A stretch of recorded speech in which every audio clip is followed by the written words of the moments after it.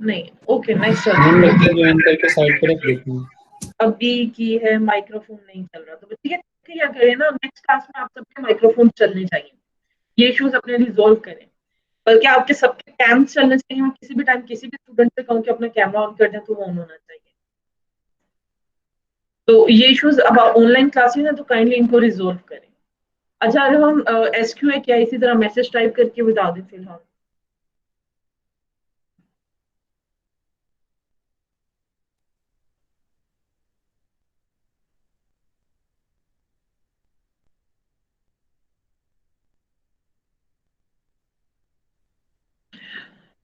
हाँ, और कौन किसने ज्वाइन किया? इब्राहिम, मोहम्मद इब्राहिम। Yes ma'am. जी बच्चे, एसक्यू है क्या?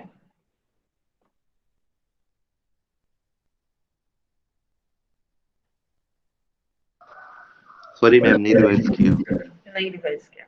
जियाउल्लाह, बच्चे एसक्यू है क्या?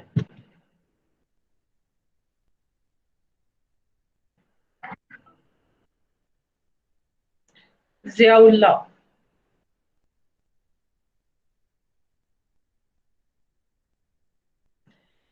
ओके, नेक्स्ट नेक्स्ट लेक्चर से मैंने आपको मीटिंग से किक आउट करना स्टार्ट कर देना अगर आप सब इसी तरह से रिस्पॉन्ड करें। नेक्स्ट आते हैं जी, हमारे पास कुछ सॉफ्टवेयर प्रोसेस मॉडल्स हैं, जिनमें हमारे पास the very first one is the waterfall model, and the second one is incremental development, and at the end is reuse oriented software engineering. One by one हम इनको स्टडी करेंगे कि ये होते क्या है और इनमें किस तरह से हम काम करते हैं और एक्सेट्रा, इनके क्या प्रोसेस है। तो the very first one is the waterfall model. तो वाटरफॉल मॉडल में हम सबसे पहले रिक्वायरमेंट्स ले रहे होते हैं, रिक्वायरमेंट्स के बाद हम सिस्टम एंड सॉफ्टवेयर डिजाइन कर रहे होते हैं। तो ये बिल्कुल वही है जो एसडीएलसी के हमने फर्स्ट क्लास में फेजेस देखे थे ना, ये वही है कि पहले रिक्वायरमेंट्स ली, देन सिस्टम डिजाइन किया, देन इम्प्लीमेंटेशन की, देन टेस्टिंग की, एंड देन हमने उसकी मेंटेनेंस की। मेंटेनेंस में वही एवोल्यूशन वाला सारा कॉन्सेप्ट आ जाएगा। अच्छा, फिलहाल हम इन जस्ट अपवर्ड एरोज की बात कर रहे हैं कि रिक्वायरमेंट्स लेने के बाद हमने सिस्टम एंड सॉफ्टवेयर का डिजाइन कर लिया, डिजाइन के बाद इम्प्लीमेंटेशन कर ली, यूनिट टेस्टिंग। यूनिट टेस्टिंग में हम ये कहते हैं कि हम सॉफ्टवेयर को लो लेवल पे रह के टेस्ट कर रहे हैं। फॉर एग्जाम्पल, आपने सम का फंक्शन बनाया 2+2 का, तो क्या वो सम का फंक्शन वर्क कर रहा है कि नहीं कर रहा, हम सिर्फ इतना कंसर्न है। सम का, सब्ट्रैक्शन का, मल्टीप्लीकेशन का, डिवीजन का, क्या ये चारों फंक्शंस इंडिविजुअली, इंडिपेंडेंटली, ये चारों फंक्शंस सही आंसर्स देते हैं या नहीं देते, तो वो हम चेक करते हैं जी यूनिट टेस्टिंग में। Once again I am repeating, unit testing में हम आपका बहुत लो लेवल पे रहते हुए इंडिविजुअल कंपोनेंट्स को इंडिपेंडेंटली देख रहे होते हैं कि क्या वो सही बिहेवियर की क्या वो सही आउटपुट हमें प्रोड्यूस कर रहे हैं या नहीं कर रहे। इम्प्लीमेंटेशन एंड यूनिट टेस्टिंग के बाद हम जाते हैं जी integration and system testing. Integration and system testing में सॉफ्टवेयर में आपके सॉफ्टवेयर की प्रॉपर्टी क्वालिटी ओके। अच्छा, इंटीग्रेशन एंड सिस्टम टेस्टिंग में हम ये देख रहे होते हैं कि अब वो जो चार फंक्शंस थे जो हमने यहाँ इंप्लीमेंट किए थे और उनको इंडिपेंडेंटली हमने टेस्ट किया था, अब यहाँ पे हमने ये देखना है कि वो चारों फंक्शंस इकट्ठे कैसे क्या सही बिहेव करते हैं। फॉर एग्जांपल, यहाँ पे हमने सिर्फ इतना टेस्ट किया 2+2 ने 4 दिया कि नहीं दिया, और 3 into 2 ने 6 दिया या नहीं दिया, लेकिन यहाँ पे हम ये देखने आए हैं कि 2+2 into 3 सही रिजल्ट दे रहा है कि नहीं दे रहा। मतलब 4 के 4 फंक्शंस को या 4 के 4 कंपोनेंट्स को एक साथ इंटीग्रेट करके उनको एक साथ टेस्ट करने को हम इंटीग्रेशन टेस्टिंग कहते हैं। और इंटीग्रेट करते करते कंपोनेंट्स को जब आपका एक कंप्लीट सिस्टम बन जाता है, तो अब अपर लेवल पे रहते हुए सिस्टम को जब टेस्ट करते हो तो उसको हम सिस्टम टेस्टिंग कहते हैं। बच्चे, वंस अगेन 3 टेस्टिंग्स है, unit testing, integration testing and system testing. और दो इससे ज्यादा भी टेस्टिंग्स होती हैं, लेकिन फिलहाल 3 टेस्टिंग्स है, unit, integration and system. Unit में आप लोएस्ट लेवल पे रहते हुए देख रहे होते हो कि इंडिपेंडेंटली के हर फंक्शन जो है या हर छोटा जो कंपोनेंट है एक सिस्टम का, क्या वो सही काम कर रहा है या नहीं। इंटीग्रेशन में आप उन कंपोनेंट्स को मिला के देखते हो कि क्या वो कंपोनेंट सही काम कर रहे हैं या नहीं। इंटीग्रेशन के बाद सबको मिला के जब आपका सिस्टम बन जाता है तो आप ये देखते हो कि क्या एक सिस्टम सही प्रॉपरली काम करता है या नहीं करता. Is that clear? Any confusion in all of these three testings? Ma'am. सबको क्लियर है? मैम सिस्टम टेस्टिंग रिपीट कर दें. सॉरी बिलाल, क्या क्वेश्चन आपका? System testing. अच्छा, वंस जब आपका सिस्टम कंप्लीट डेवलप हो गया, आपने यूनिट टेस्ट भी कर लिया, इंटीग्रेशन टेस्टिंग भी कर लिया, अब सिस्टम रेडी है, जीयूआई भी रेडी है, उसका बैकएंड भी रेडी है, डेटाबेसेस सब कुछ रेडी है. अब आपने टेस्ट करना है कि क्या सिस्टम सही काम कर रहा है या नहीं कर रहा. अब जो आप टेस्टिंग करेंगे वो सिस्टम टेस्टिंग है. Okay ma'am. अच्छा जी. उसके बाद हमारी ऑपरेशन एंड मेंटेनेंस पे हम आ जाते हैं, और ऑपरेशन एंड मेंटेनेंस में ऑफ कोर्स वही चीजें, हमारा जो भी चेंजिंग्स आ रहे हैं एक्सेट्रा हम उनको कर रहे हैं. मे बी वेरिएंट रिलीज आ रहा है. वेरिएंट दो तरह का हो सकता है, माइनर हो सकता है या मेजर वेरिएंट रिलीज हो सकता है, लेकिन अगेन मेंटेनेंस. अब वाटरफॉल मॉडल में आपने एक चीज याद रखनी है, ये जो एरोज है, अभी हम सिर्फ अपवर्ड एरोज की बात करें, ये डाउनवर्ड एरो में बाद में एक्सप्लेन करें. हम अपवर्ड की बात करें. एक दफा रिक्वायरमेंट डेफिनेशन करके आप जब सिस्टम एंड सॉफ्टवेयर डिजाइन पर आ गए तो आप बैक नहीं जा सकते. जब आप डिजाइन फेज में आ गए, अब आप बैक नहीं जा सकते. इसी तरह जब आप इम्प्लीमेंटेशन एंड यूनिट टेस्टिंग पे आ गए, तो अब आप डिजाइन को ना तो बदल सकते हो, उस डिजाइन को ना उसमें वापस जा सकते हो.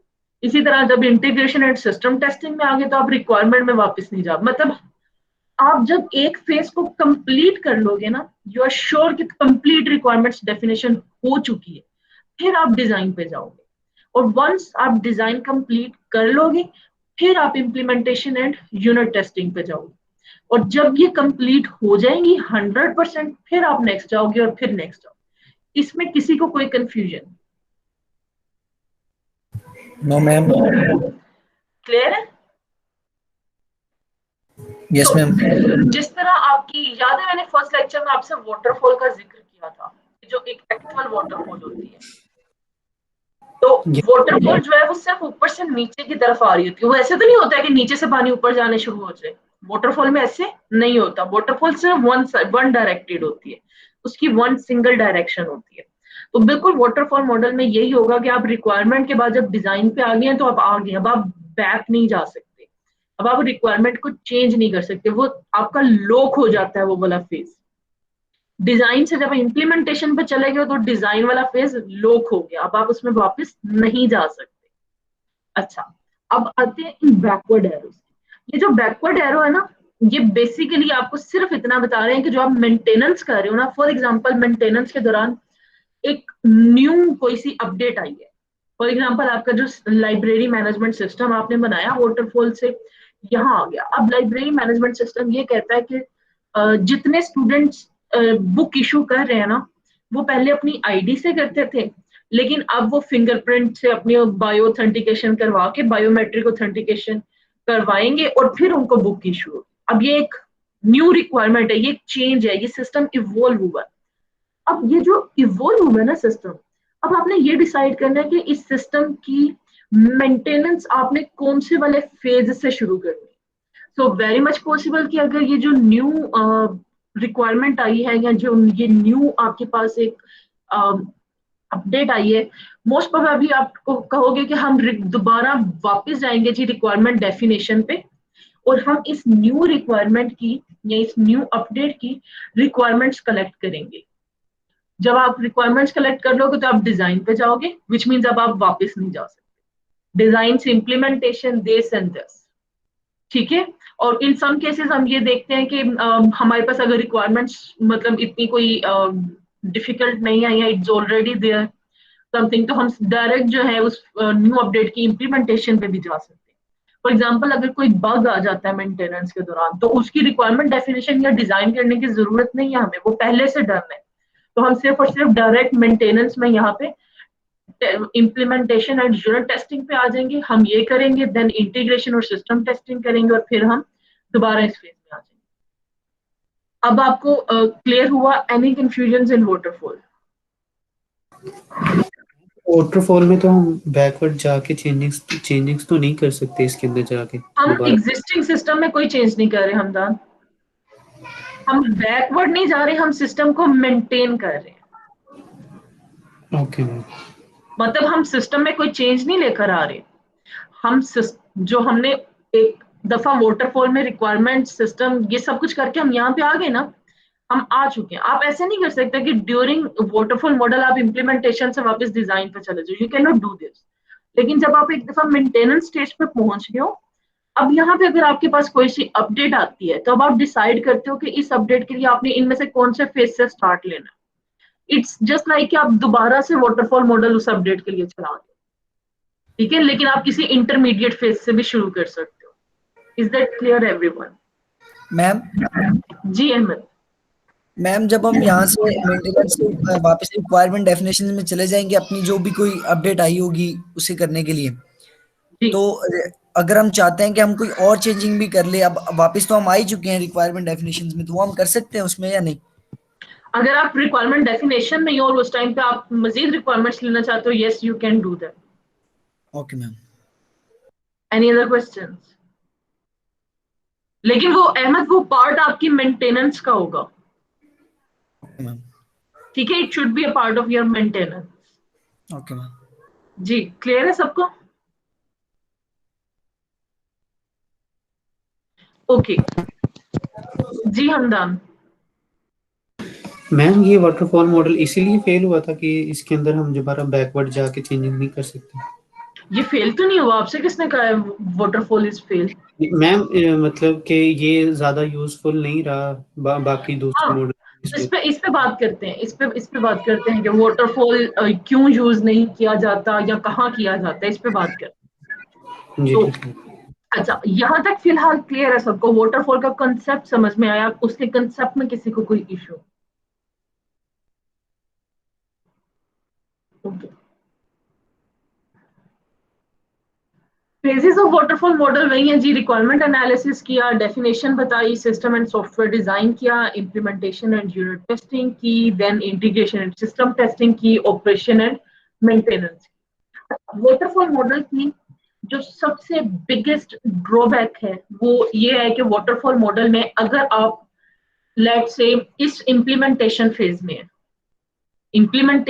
में एंड यू फाइंड आउट के there was something wrong in the design, there is a bug in the design और maybe things can be improved in the design, तो आप बैक नहीं जा सकते। जो डिजाइन डन हो गया आपने उसी पे बनाना है, चाहे वो जैसा भी। Once a design is verified और इट्स उस पर डिसीजन हो जाए कि इस डिजाइन को फॉलो करना है इन वाटरफॉल मॉडल, तो अब आपने वही डिजाइन फॉलो करना है, चाहे वो अच्छा है या नहीं है, चाहे वो अब इम्प्रूव हो सकता है या वट एवर। अब आप उसकी इम्प्लीमेंटेशन करके कंप्लीट करके मेंटेनेंस पे जब आओगे, yes then you can say कि I'm going back to the software design, और ये अपडेट होगी, ये नेक्स्ट वर्जन रिलीज होगा आपके सॉफ्टवेयर का जो कि एक न्यू डिजाइन की इम्प्लीमेंटेशन होगी। मतलब अब आपका वर्जन चेंज हो गया, एक सिंगल वर्जन में रहते हुए आप बैक नहीं आ सकते। वाटरफॉल में आप वर्जन चेंज करोगे अपने प्रोडक्ट का एंड देन यू से कि मैं डिजाइन फेज से स्टार्ट लूंगा और मैं डिजाइन फेज में इस वाली चीज में ये अपडेट करूँ। तो वाटरफॉल मॉडल का बिगेस्ट ड्रॉबैक ये है कि हमें रियलाइज तो इसी स्टेप में वर्जन 1 में ही हो गया था कि हमारे डिजाइन में यहाँ पे इंप्रूवमेंट आ सकती है, लेकिन वाटरफॉल मॉडल हमें रेस्ट्रिक्ट कर रहा था कि आप बैक नहीं जा सकते। इसलिए हम आगे गए और फिर हमने वर्जन 2 के नाम से एक मेंटेनेंस पे एक अपडेट चलाई और फिर हमने अपने लाके डिजाइन में चेंज किया। अच्छा, वाटरफॉल मॉडल यूज कहाँ होता है? वाटरफॉल मॉडल यूज होता है ट्रेडिशनल सिस्टम्स में।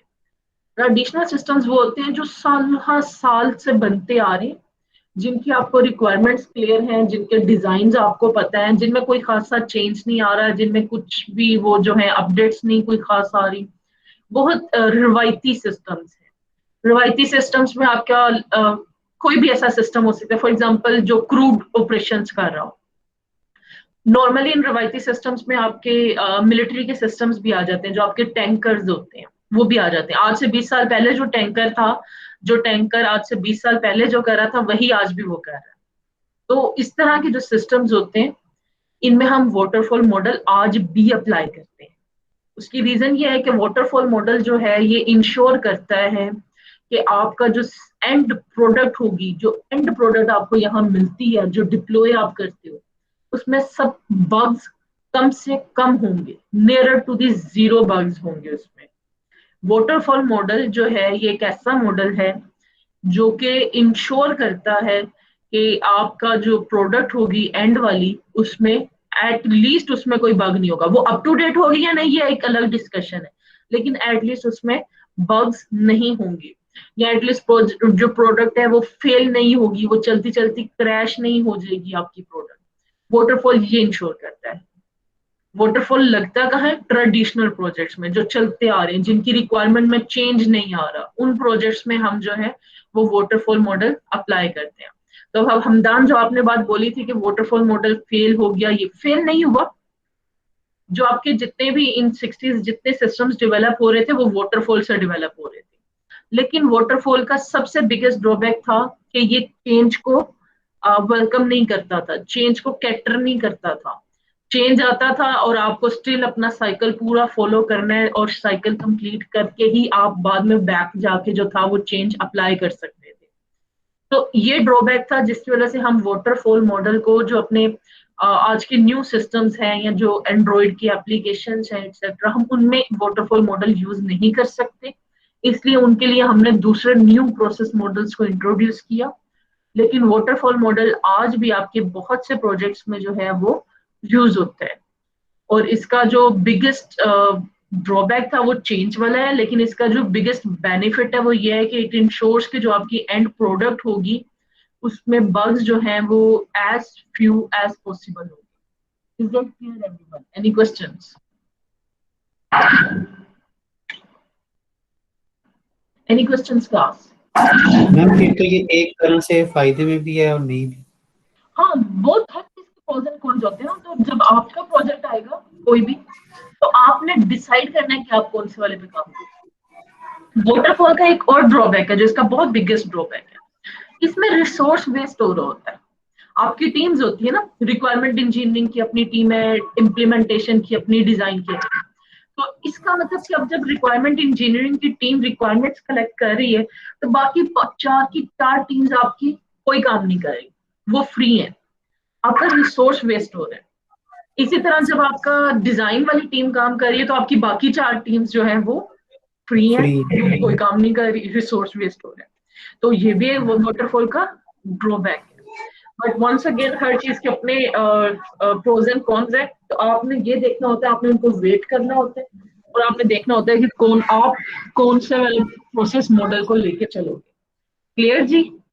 जी मैम। ओके, नेक्स्ट चलते हैं जी। नेक्स्ट है जी हमारे पास इंक्रीमेंटल मॉडल। इंक्रीमेंटल मॉडल में जो हमारा सिस्टम है ना, हम उसको इंक्रीमेंट्स में डिजाइन करते हैं। हम कहते हैं 1 by 1 पार्ट्स में डिजाइन करते हैं। जो सबसे ज्यादा इंपॉर्टेंट पार्ट होता है वो हम सबसे पहले रिलीज कर देते हैं। नेक्स्ट पे हम आहिस्ता आहिस्ता अपना सिस्टम जो है वो हम डिवेलप करते रहते हैं।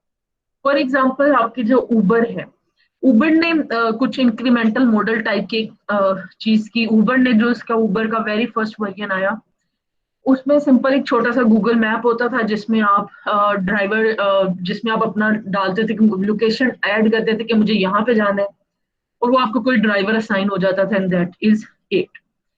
ये एक इंक्रीमेंट था। ये उबर का मेन पर्पस ये था कि हर पर्सन को जो है उसने कहीं पे जाना है तो उसको कोई ड्राइवर मिल जाए। तो उन्होंने अपना मेन डेवलप करके प्रोडक्ट रिलीज कर दी। अब उनके इंक्रीमेंट्स 1 by 1 आए थे, उनके वर्जन आते रहते हैं। अब उनका नेक्स्ट इंक्रीमेंट ये आया था कि जिसमें जी आप ड्राइवर की जो है वो इंफॉर्मेशन देख सकते हो। नेक्स्ट आया आप ड्राइवर की लोकेशन चेक कर सकते हो। उसके बाद आप ड्राइवर को जो है वो अनोनिमस नंबर से कॉल कर सकते हो। अब आपके पास पाथ खुद सिलेक्ट करने की आपके पास ऑप्शन है, 3-4 रूट्स आ जाते हैं, आप खुद सिलेक्ट करते हो कि आपने कौन से रूट से जो है वो ट्रेवल करना है, and so and so on. तो इंक्रीमेंटल मॉडल का जो क्रक्स है ना, वो ये है कि इसमें हम अपनी प्रोडक्ट को इंक्रीमेंट्स में डिजाइन कर रहे होते हैं। हम अपनी प्रोडक्ट को ब्रेक कर लेते हैं और उसको इंक्रीमेंट में डिजाइन करते हैं। For example library management system है। मैं कहती हूँ कि मेन लाइब्रेरी मैनेजमेंट सिस्टम का काम ये है कि ये बुक इशू करे और बुक की रिटर्न दे। तो मैं ये 2 चीजें इंप्लीमेंट करके सिस्टम रिलीज कर देती हूँ। उसके बाद सिस्टम में इंक्रीमेंट्स, फर्स्ट इंक्रीमेंट आता है जी कि लाइब्रेरी के एम्प्लॉयज का डेटा भी हैंडल हो रहा है, एम्प्लॉयज की अटेंडेंस लग रही है। थर्ड इंक्रीमेंट आता है जी, अगर स्टूडेंट ने बुक लेट रिटर्न किया है तो उसको फाइन आता है और फाइन कैलकुलेट हो रहा होता है। फोर्थ आता है जी, अकाउंट्स की ऑप्शन आ गई, एक्सेट्रा एक्सेट्रा। तो मतलब ये सारे के सारे इंक्रीमेंट्स आ रहे हैं। अच्छा, इंक्रीमेंटल में आपका सिस्टम अगर इवॉल्व भी हो रहा हो ना, तो उसको एज एन इंक्रीमेंट हम हैंडल कर सकते हैं बहुत इजीली। हम उसको इंक्रीमेंट ले लेते हैं और हम उसको इंक्रीमेंट में डिजाइन कर देते हैं। Any confusion regarding the incremental model concept, ये होता क्या है?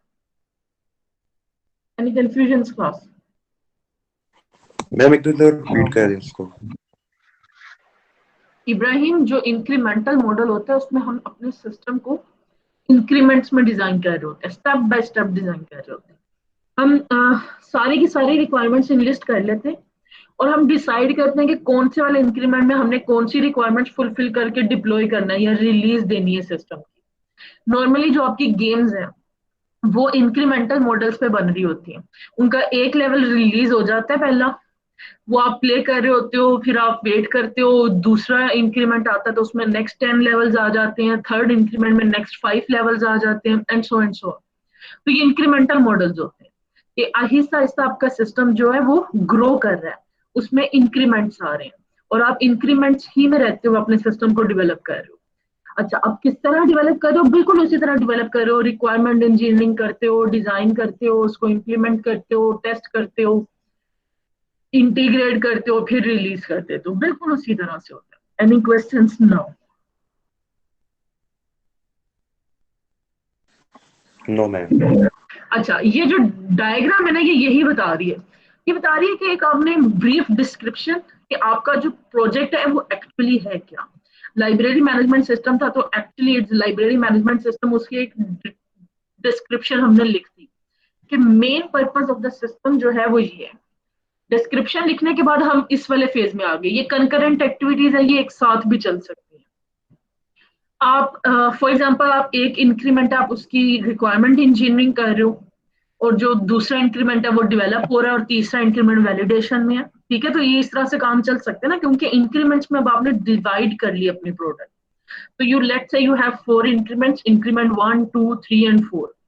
तो इंक्रीमेंट 1 की स्पेसिफिकेशन की, वो 2 में चला गया डेवलपमेंट में। जब इंक्रीमेंट 1 डेवलपमेंट में है तो इंक्रीमेंट 2 की स्पेसिफिकेशन स्टार्ट की जा सकती है, उसकी स्पेसिफिकेशन स्टार्ट होगी। इंक्रीमेंट 1 की डेवलपमेंट खत्म हुई तो वो वैलिडेशन में आ गया, इंक्रीमेंट 2 यहाँ आ गया, इंक्रीमेंट 3 यहाँ आ गया, and so on.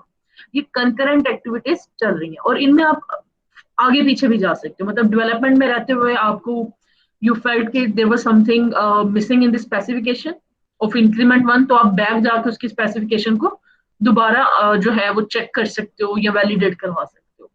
So once you are done with all of these 3 steps, specification, development, validation, तो आपकी प्रोडक्ट का एक वर्जन रेडी हो जाता है। वो आपकी प्रोडक्ट का इनिशियल वर्जन भी हो सकता है। इनिशियल वर्जन है जो बहुत पहला वर्जन था जो आपने सबसे फर्स्ट पे लॉन्च किया था, और वो आपकी प्रोडक्ट का कोई इंटरमीडिएट वर्जन भी हो सकता है।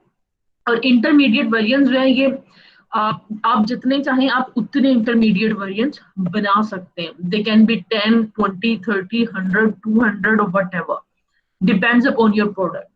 और फाइनल वर्जन वो है जो आपने एट द एंड, बस उसके बाद अब आपकी प्रोडक्ट का कोई इंक्रीमेंट नहीं आना, कोई उसकी न्यू वर्जन नहीं आना, उसकी कोई अपडेट नहीं आनी, तो आप उसको कहते हो कि this is the final version. Any issues in this particular diagram? Any issue in understanding this particular diagram? Ma'am इसके अंदर हम चेन के थ्रू काम करते रहते हैं, मतलब कोई भी एक जो है वो फ्री नहीं रहता। जी, अगर इसमें अगला रिसोर्स वेस्ट नहीं हो रहा आपका, ओके इसमें रिसोर्स वेस्ट नहीं हो रहा। क्यों? क्योंकि ये कंकरेंट एक्टिविटीज चल रही हैं। अगर एक इंक्रीमेंट की स्पेसिफिकेशन चल रही है तो हो सकता है दूसरे की डेवलपमेंट चल रही हो और तीसरे की वैलिडेशन चल रही हो, ठीक है। तो कंकरेंट में चल रही है, इसलिए ये वाला जो है हमारे पास इसमें रिसोर्स का वेस्ट नहीं आता। जी, एनी अदर क्वेश्चंस? ओके। अच्छा, आपने ये भी देखना है कि ये भी 2 साइडेड डायरेक्टेड एरोज है और ये भी डबल डायरेक्टेड एरोज है, which means you can go back as well. अच्छा, ये कुछ कैलेंडर टाइम होता है जी, आपको इसे कंप्लीट उस तरह से अंडरस्टैंड करने की जरूरत नहीं है। ये बेसिकली वही जो हमने पिछली बात की थी ना, कि आपके एक इंक्रीमेंट कैसे डिजाइन होगा, तो मैंने आपसे कहा था वही रिक्वायरमेंट इंजीनियरिंग करेंगे आप, उसको डिजाइन करेंगे, उसको इम्प्लीमेंट करेंगे, उसकी डिप्लॉयमेंट करेंगे और उसकी मेंटेनेंस। तो ये वही बता रहा है कि अगर इंक्रीमेंट 1 जो था वो कम्युनिकेशन के बाद प्लानिंग में गया, उसके बाद मॉडलिंग में गया, कंस्ट्रक्शन में गया, तो जैसे ही ये कंस्ट्रक्शन में गया इस टाइम तक इंक्रीमेंट 2 की कम्युनिकेशन स्टार्ट हो चुकी हुई थी। तो ये कंस्ट्रक्शन में था, वो कम्युनिकेशन में था, तो ये कंकरेंटली चल रही है आपकी। ये प्लानिंग में था और ये आपका डिप्लॉयमेंट में था। इसी तरह यहाँ पे कोई इंक्रीमेंट 3 होगा, वो भी स्टार्ट हो चुका होगा, उसके ऊपर 4, 5 एंड सो ऑन, और ये इंक्रीमेंट है। तो इस तरह से आप एक कैलेंडर अपना डिजाइन कर देते हो, एक टाइमलाइन आप बना देते हो कि मेरा ये वाला इंक्रीमेंट जब इस स्टेज में पहुंचेगा तो मैंने ये वाला इंक्रीमेंट इस स्टेज में लेकर आना है, या मैंने ये वाला इंक्रीमेंट स्टार्ट करना है। तो हमने इसमें अगर इस कैलेंडर को आप देखें तो आप ये अंडरस्टैंड कर रहे हैं कि जब फर्स्ट इंक्रीमेंट जो है उसने कंस्ट्रक्शन फेज में पहुंचना है तो आपने इंक्रीमेंट 2 स्टार्ट कर देना है।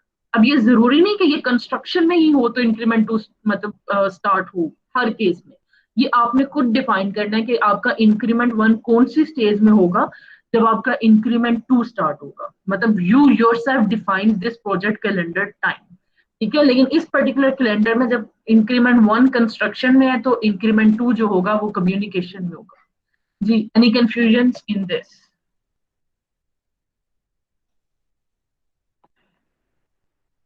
Any confusion class? No ma'am. No ma'am. No ma'am. Okay, अच्छा, प्रोज हैं जी इंक्रीमेंटल मॉडल के, वो ये है कि ये कॉस्ट एफिशिएंट है हमारे पास।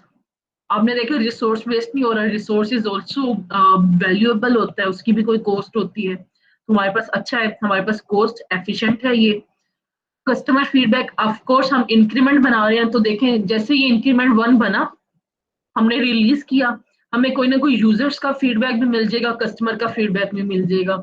उसकी बेस पे हम अपना इंक्रीमेंट 2 इम्प्रूव कर सकते हैं, या हम जो नेक्स्ट आने वाले इंक्रीमेंट्स हैं हम उनको इम्प्रूव कर सकते हैं। तो हमें कस्टमर फीडबैक अच्छा मिल रहा है, हमारी रैपिड डिलीवरी एंड डेवलपमेंट हो रही है। अगर आपने एक पूरा प्रोजेक्ट बनाना है, जो हम वाटरफॉल में काम कर रहे थे, तो वाटरफॉल में आप उस वक्त तक प्रोजेक्ट डिप्लॉय नहीं कर सकते थे जब तक वो कंप्लीट नहीं हो जाता। दैट मीन्स अगर उसको 2 साल का प्रोजेक्ट है आपका, तो 2 साल से पहले आप उसकी कोई रिलीज नहीं दे सकते थे, आप उस प्रोडक्ट को कहीं पे भी डिप्लॉय नहीं कर सकते थे। लेकिन इंक्रीमेंटल में अगर 2 साल का प्रोजेक्ट है तो 2-4 महीने बाद आप एक इतने लेवल की प्रोडक्ट बना के जो कि यूजेबल हो आप उसको डिप्लॉय कर सकते हो। तो इसमें हमारे पास जो है वो रैपिड डिलीवरी आ जाती है, और फीडबैक जो है वो हमारी डेवलपमेंट को इम्प्रूव कर रहा होता है और उसको फास्ट कर रहा होता है। Any questions class? No.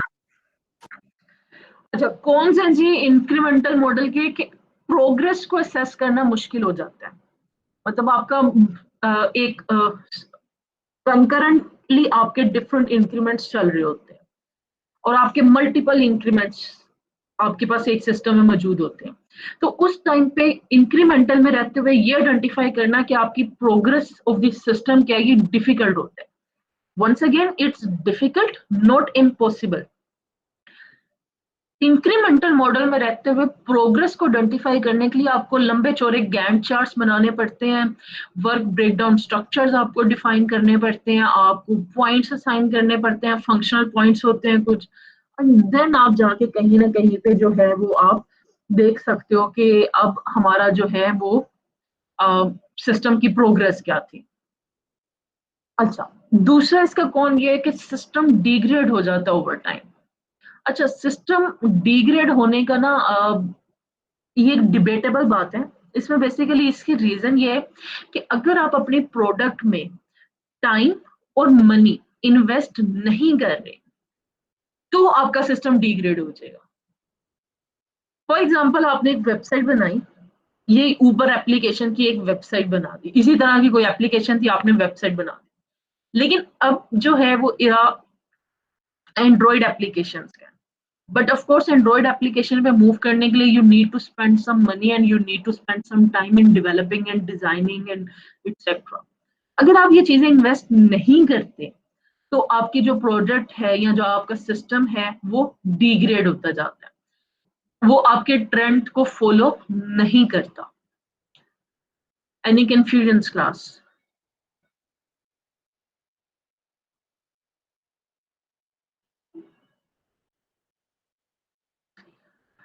Next है जी हमारे पास एवोल्यूशनरी मॉडल्स हैं, जिनमें हमारे पास आता है जी प्रोटोटाइपिंग मॉडल। अब एवोल्यूशनरी मॉडल वो होते हैं कि जो कि ऑफ कोर्स इवॉल्व हो रहे होते हैं। इसमें आता है जी हमारे पास प्रोटोटाइपिंग मॉडल। प्रोटोटाइपिंग मॉडल बिल्कुल इसी तरह जिस तरह से आपने कोई देखे हो, फॉर एग्जांपल ड्रोन्स वगैरह बनते हैं तो इनकी पहले प्रोटोटाइप्स आती है, या आपकी जो ये स्मार्ट वॉचेस हैं एक्सेट्रा, इनकी भी प्रोटोटाइप्स आती है। और अगर गेम्स हैं तो उनकी भी जो है वो इनिशियल कुछ वेरिएंट्स आते हैं कि पहले आप इनको देख लें दिस इज राइट, तो फिर हम इनको जो है कंफर्म करेंगे या फिर हम एक्चुअल प्रोडक्ट लॉन्च करेंगे। तो जो एक्चुअल प्रोडक्ट आने से पहले जो प्रोडक्ट आती है ना, उसको हम प्रोटोटाइप कहते हैं। प्रोटोटाइप सिर्फ और सिर्फ आपको एक ब्रीफ सा व्यू बता रही होती है कि आपकी एक्चुअल प्रोडक्ट कैसी होगी, वो कैसी दिखेगी, वो कैसा काम करेगी, और वो उसकी क्या क्या फंक्शनैलिटीज होंगी, इटसेट्रा इटसेट्रा। उसको हम कहते हैं प्रोटोटाइप। प्रोटोटाइप्स जो होते हैं ये एवोल्यूशनरी होते हैं, ये चेंज हो रही होती है जैसे जैसे आपकी ओरिजिनल प्रोडक्ट को आप चेंज, मतलब फॉर एग्जांपल आपने एक प्रोटोटाइप निकाली, आपने उसका स्प्रेड किया, उसका कुछ फीडबैक आया आपके पास, अब आप प्रोटोटाइप चेंज कर रहे हो, उस फीडबैक की बेस पे आप अपनी प्रोटोटाइप को अपडेट कर रहे हो। तो इसलिए हम कहते हैं कि प्रोटोटाइप जो है ये एवोल्यूशनरी है, ये इवॉल्व होती है, और जब तक प्रोटोटाइप इवॉल्व होती है उसी तरह से आपकी एक्चुअल प्रोडक्ट भी अपडेट होती रहती है, या वो भी उसी तरह से चेंज होती रहती है। ये वही स्टेप्स हैं जो हमने पहले किए हैं, communication, planning, design, implementation, delivery, and so on. We go on in a circle. We keep on doing that until and unless we reach a particular product जो कि हम एक्चुअली चाहते हैं, जो हमारे हर मेयार के मुताबिक है। प्रोटोटाइपिंग की डेवलपमेंट जो है जी वो कुछ इस तरह से होती है। आप क्या करते हैं, आप एक प्रोटोटाइप बनाते हैं, वो बनाते हैं आप किस तरह, आप इस्टेब्लिश करते हैं प्रोटोटाइप की ऑब्जेक्टिव्स। इसको हम कहते हैं जी हमने प्लान कर दिया प्रोटोटाइप को, हमने प्रोटोटाइप की कुछ ऑब्जेक्टिव्स इनलिस्ट की, हमने उस प्रोटोटाइप की कुछ फंक्शनैलिटीज बताई, इसको हमने कह दिया आउटलाइन डेफिनेशन। फिर हमने उस प्रोटोटाइप को डेवलप किया, फिर हमने उसको इवेलुएट किया और इवेलुएशन रिपोर्ट जनरेट कर दी।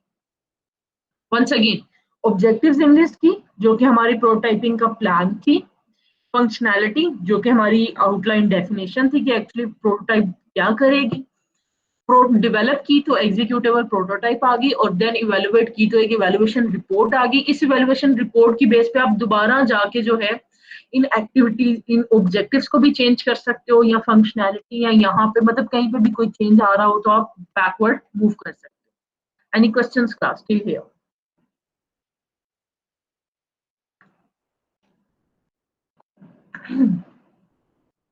जिंदा हो सब? Yes, ma'am. Yes, ma'am. Confusion? Yes, ma'am. Any confusions? No, ma'am. No, ma'am. Okay, आपने इनके ना कॉन्सेप्ट्स याद रखने हैं। अगर कॉन्सेप्ट्स याद रहेंगे तो ये टर्म्स आपको एज इट इज रट्टा मारने की जरूरत नहीं है, ये टर्म्स आपको अपने आप याद रह जाएंगी अगर आपको कॉन्सेप्ट याद रह गया। इसी तरह एवोल्यूशनरी मॉडल में हमारे पास एक स्पाइरल मॉडल भी होता है। स्पाइरल मॉडल में हम एक बिल्कुल इसी तरह हम मल्टीपल प्रोटोटाइप्स बना रहे होते हैं। तो ये एक प्रोटोटाइप 1 बन रही है जी, इससे प्रोटोटाइप 2 आ गई, और प्रोटोटाइप 2 से हमारे पास प्रोटोटाइप 3 आ गई, और हर स्टेज पे हम क्या कर रहे हैं, वही हम रिस्क देख रहे हैं, हम डेवलपमेंट कर रहे हैं, हम प्लान कर रहे हैं, और एट द एंड दोबारा हम ऑब्जेक्टिव डिटरमिन कर रहे हैं। तो बेसिकली हुआ क्या, आपकी यहां से हमने इस पॉइंट से स्टार्ट लिया, ये बिल्कुल प्रोटोटाइपिंग से स्पाइरल मॉडल आया आपका। आपने यहां से स्टार्ट लिया फॉर द फर्स्ट प्रोटोटाइप, आपने ऑब्जेक्टिव डिटरमिन की, आपने उसके रिस्क आइडेंटिफाई किए, आपने उसको डेवलप किया, आपने नेक्स्ट आइट्रेशन प्लान की, और अब आप आगे प्रोटोटाइप 2 में। अब आपने प्रोटोटाइप 2 मतलब जब आपने पिछले में यहाँ पे फीडबैक ले लिया था ना, ये एवेल्युएशन रिपोर्ट आ गई थी आपके पास, इसके बाद अगर कोई चेंज था या कोई चीज थी जो अपडेट करनी थी तो वो आपकी प्रोटोटाइप 2 होगी ना। जिस तरह आपके वेरिएंट्स आते हैं, तो ऐसा तो नहीं आता कि कोई चेंज आता है तो वो उसी वेरिएंट में आ जाता है, नहीं, उसका वो वेरिएंट नेक्स्ट करते हैं, वो वेरिएंट 1.1 होता है जिसमें कोई चेंज होता है, या वेरिएंट 2 होता है जिसमें कोई मेजर चेंज होता है। ये बिल्कुल वही चीज है कि यहाँ तक प्रोटोटाइप 1 हमारी रेडी हो गई थी, नेक्स्ट हमारे पास जो रिपोर्ट आई उसके अकॉर्डिंगली हमने ऑब्जेक्टिव डिटरमिन की, हमने रिस्क आइडेंटिफाई किया, डेवलप किया, नेक्स्ट आइटरेशन प्लान करके यहाँ तक हमारी प्रोटोटाइप 2 रेडी हो गई, देन 3 यहाँ, और फिर ये हमारे पास नेक्स्ट जो ये वाली चल रही है ये 4th की चल रही है। इस तरह से ये जितनी आपकी प्रोटोटाइप्स आएंगी उतना ही ये स्पाइरल जो है ये इंक्रीज होता जाएगा। जी, कंफ्यूजन?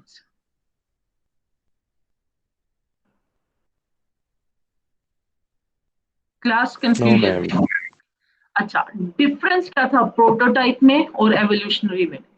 प्रोटोटाइप मॉडल में आप एक प्रोटोटाइप डिजाइन कर रहे थे, प्रोटोटाइपिंग मॉडल जो था वो एक सिंगल प्रोटोटाइप डिजाइन करवा रहा था। स्पाइरल जो है ये multiple, after this evaluation report multiple prototypes आप डिजाइन कर रहे हैं, एक के बाद दूसरी, दूसरी के बाद तीसरी, जब तक आपको अपनी रिक्वायर्ड नहीं मिल जाती आप प्रोटोटाइप पे प्रोटोटाइप डिजाइन करते रहते हो। क्लियर? Yes ma'am. ये अब दोबारा उन्होंने स्पाइरल मॉडल को जो है हमने एक दूसरे व्यू में दिखा दिया, एक स्ट्रेट व्यू में। तो उस व्यू में आप अगर देखें तो बिल्कुल ये फेजेस विंग है, planning, communication, planning, modelling, construction, deployment. यहाँ से आपका स्टार्ट हुआ, यहाँ तक आते आते आपकी फर्स्ट प्रोटोटाइप रेडी थी, ये second ready, third ready, fourth ready. अच्छा, ये कौन आपस में मिले हुए जो है ना ये सर्कल इसलिए है, मतलब अगर आप देखें तो ये प्रोटोटाइप 1 का जाते जाते यहीं से प्रोटोटाइप 2 की इनिशिएशन होती है। वो इसलिए कि आपकी हर अगली प्रोटोटाइप जो है वो पिछली प्रोटोटाइप पे डिपेंडेंट है।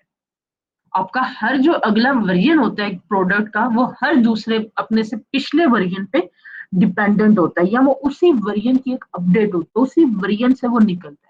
इसलिए ये जो सर्कुलर लाइन आ रही है ना ये कंटिन्यू होते हुए प्रोटोटाइप 2 में और 2 की 3 में, 3 की 4 में जा रही है। क्लियर?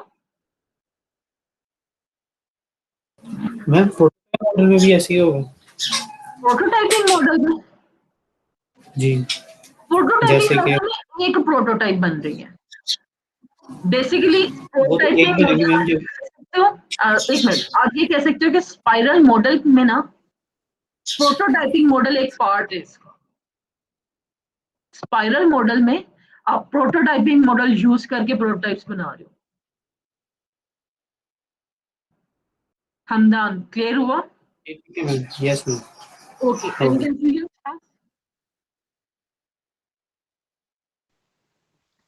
ओके, स्पाइरल मॉडल के कौन से हमारे पास ये है कि कस्टमर की एक्सेप्टेबिलिटी हमें पता चलती रहती है, रिस्क असेसमेंट होती रहती है, ऑफ कोर्स हमारे पास प्रोटोटाइप्स बन रही हैं, हम उनको टेस्ट भी कर रहे होंगे, हमारा कस्टमर भी देख रहा है कि किस तरह की प्रोडक्ट बननी है, कैसी बननी है, क्या होगा, तो हमें रैपिडली फीडबैक आई जा रहा है और हमारे पास जो है वो हमारी जो रिस्क असेसमेंट है वो भी हमारी अच्छी होती जा रही है, मतलब हमारी जो एंड प्रोडक्ट होगी वो इम्प्रूव्ड वर्जन होगा।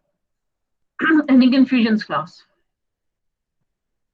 मैम मेरा वो क्वेश्चन था कि स्पाइरल मॉडल में तो डिफरेंट जो है प्रोटोटाइप्स होते हैं, जी एक दूसरे होते हैं।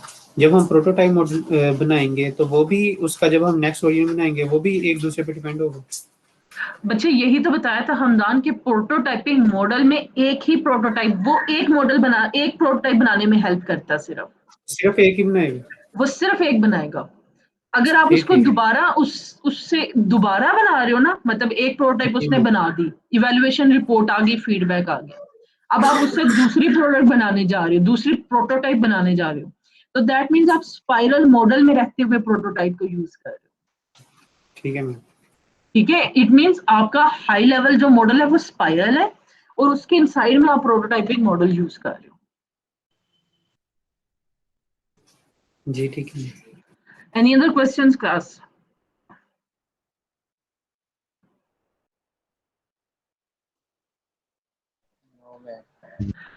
Okay then. That was all for our today's lecture. Looking forward to see you all in our next lecture. उससे पहले kindly revise कर लीजिएगा और hopefully आपकी आज या कल में एक assignment आ जाएगी. So be ready for the assignment as well. Any questions or anything else?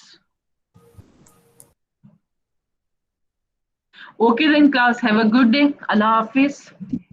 Allah Hafiz. Allah Hafiz ma'am. Allah Hafiz. अरे हम बच्चे आप लेट और अटेंडेंस शुरू पे हो गई थी।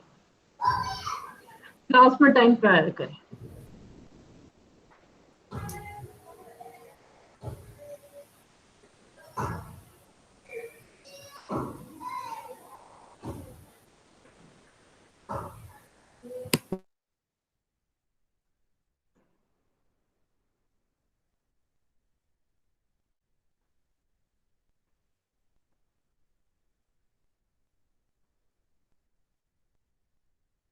अरे हम रोल नंबर बोलो अपना, या टाई भी कर दे।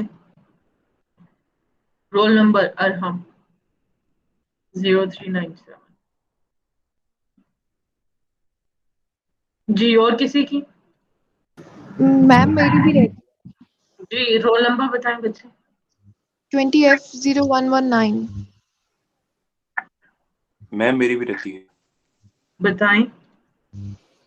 20F0301। 0301। Okay, thank you. Anyone else? Okay बच्चे, अल्लाह हाफिज।